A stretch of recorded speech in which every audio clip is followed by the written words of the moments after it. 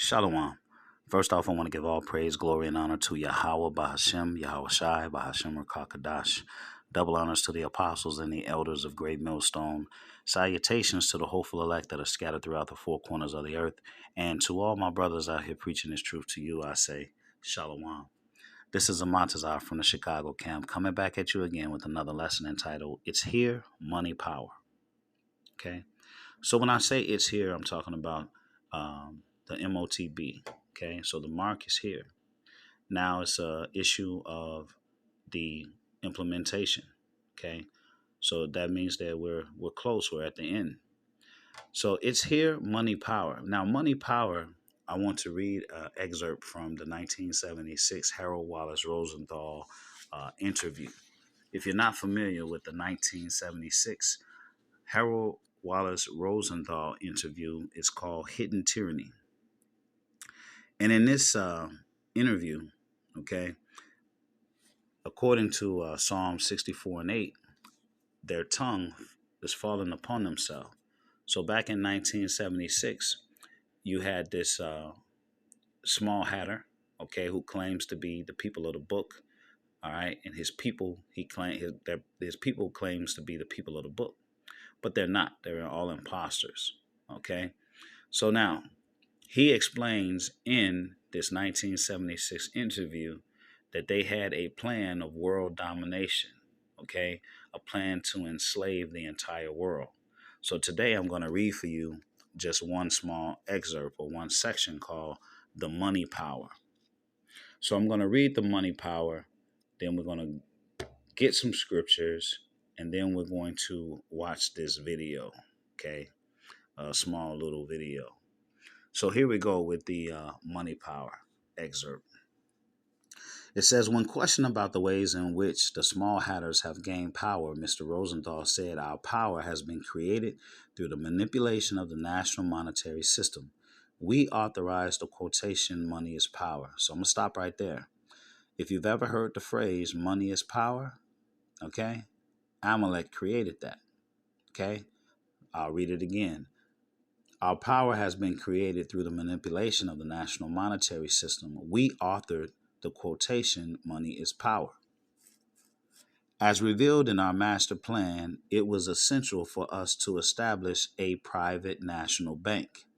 Let's see what the name of this private national bank.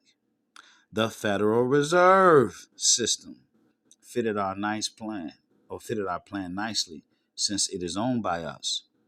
But the name implies that it is a government institution. Okay, so that's an example of guile. From the very outset, our purpose was to confiscate all the gold and silver, replacing them with worthless, non-redeemable paper notes. This we have done. Okay, listen to that again. Okay, I'm going to read it again. From the very outset, our purpose was to confiscate all the gold and silver, replacing them with worthless, non-redeemable paper notes. This we have done.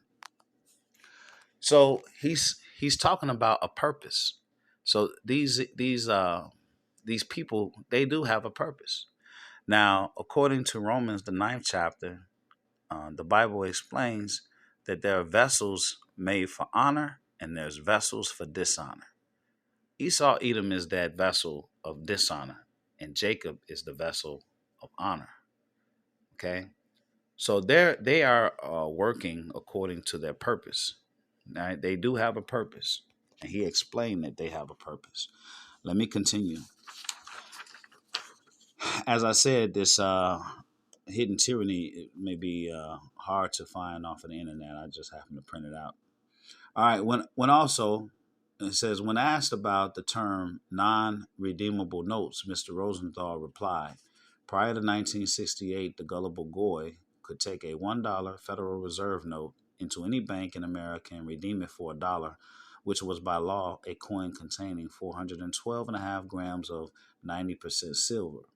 Up until 1933, one could have redeemed the same note for a coin of 25 and 4/5 grains of 90% gold. All we do is give the Goy more non-redeemable notes or else copper slugs. But we never give them their gold and silver, only more paper, he said contemptuously. We small hatters have prospered through the paper gimmick. It's our method through which we take money and give only paper in return. The economic problem of America and the world is ultimately a small hat problem. Or, as Henry Ford stated, the money question properly solved is the end of the small hat question and every other question of a mundane nature.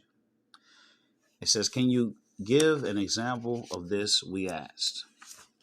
The examples are numerous, but a few readily apparent are the stocks and bonds market, all forms of insurance, and fractional reserve system practiced by the Federal Reserve Corporation, not to mention the billions in gold and silver that we have gained in exchange for paper notes, stupidly called money. Money power was essential in carrying out our master plan of international conquest through propaganda. See how he's talking about international conquest? When asked how they proposed doing this, he said, at first, by controlling the banking system, we are able to control corporation capital. Through this, we acquire total monopoly of the movie industry and the networks and the newly developing television media. The printing industry, newspapers, periodicals, and technical journals had already fallen into our hands. The richest plum was later to come when we took over the publication of all school materials. Through these vehicles, we could mold public opinion to suit our purposes. The people are only stupid pigs that grunt and squeal, the chance we give them, whether they be truth or lies. All right. So, what I have just read is a section of called Money Power from the 1976 Hidden Tyranny interview.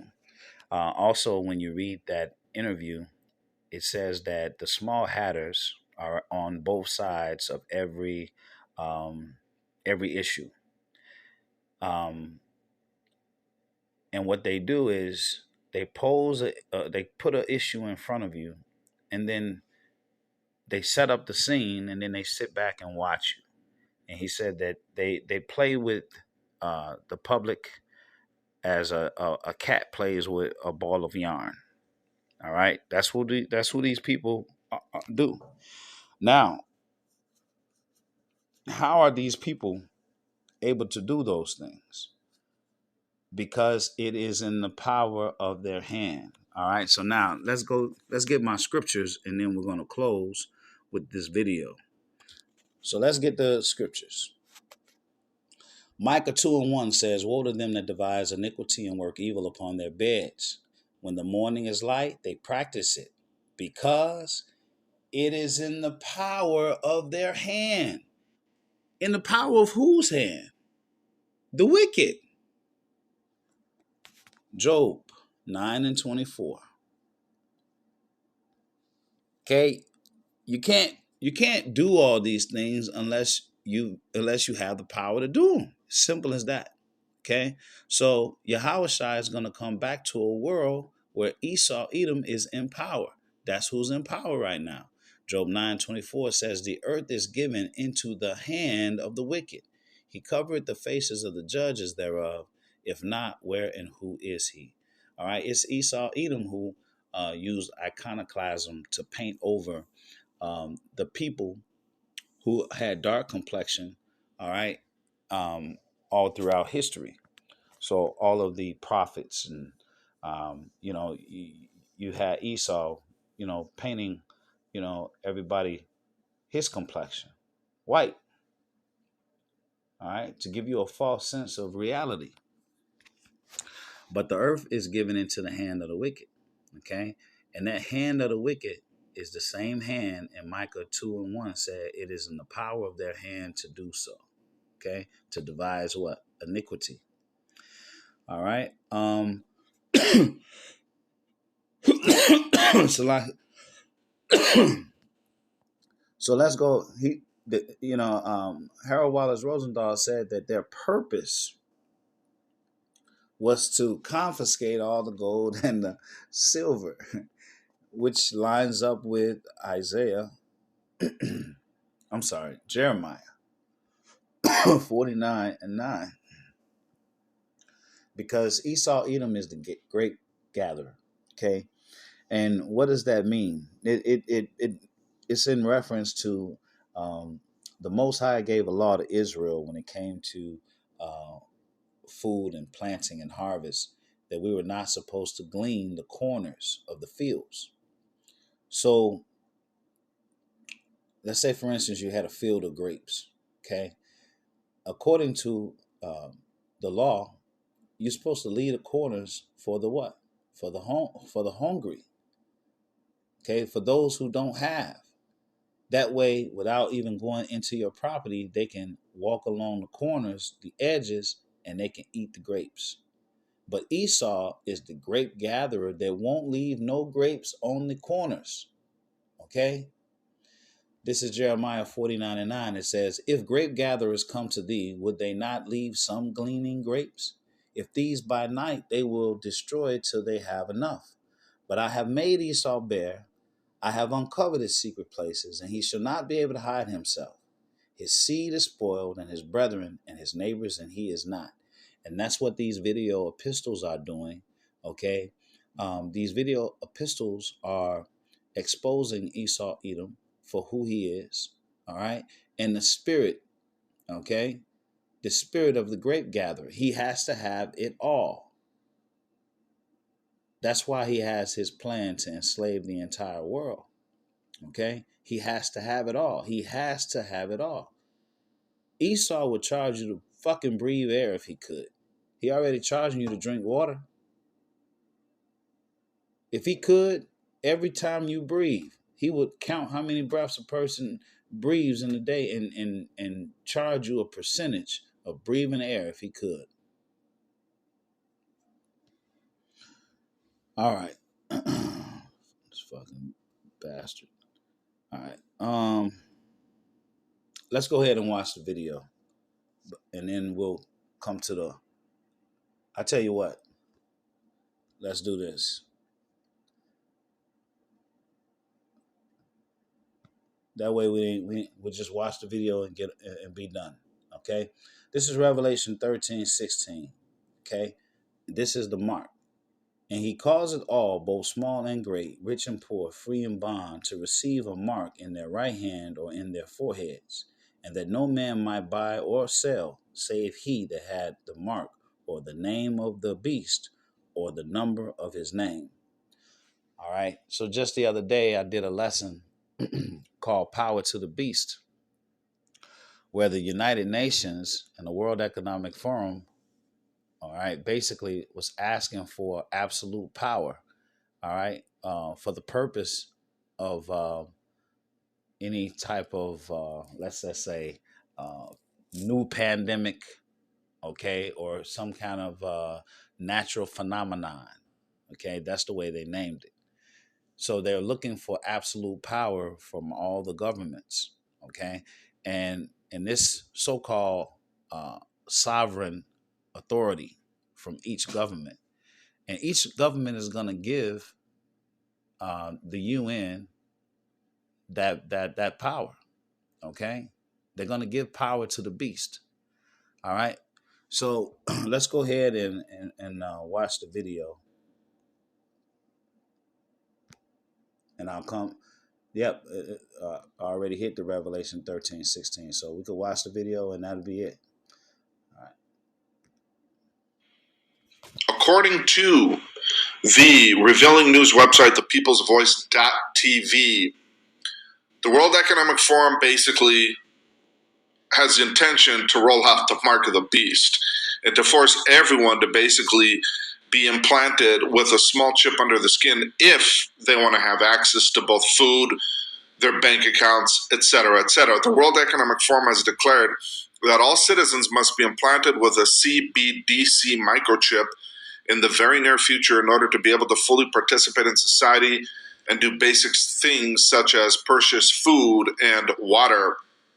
That is according to Professor Richard Werner.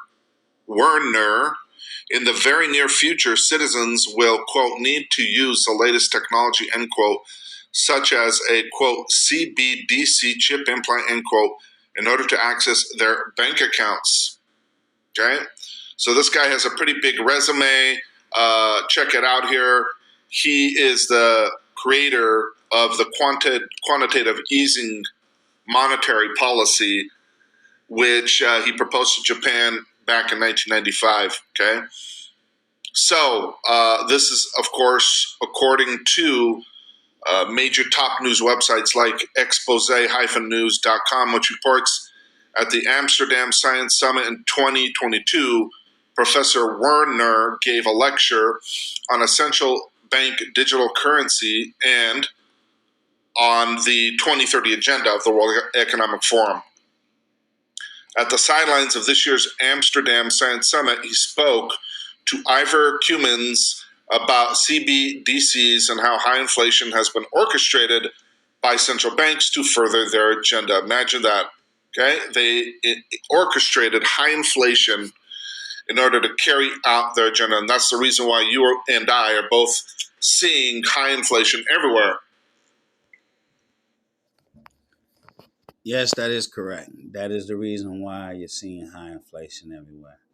All right. They just got through telling you that they stole the silver and the gold out of the money. Why wouldn't they increase the interest rates? All right. So I pray that this lesson has been edifying until the next one. Shalom.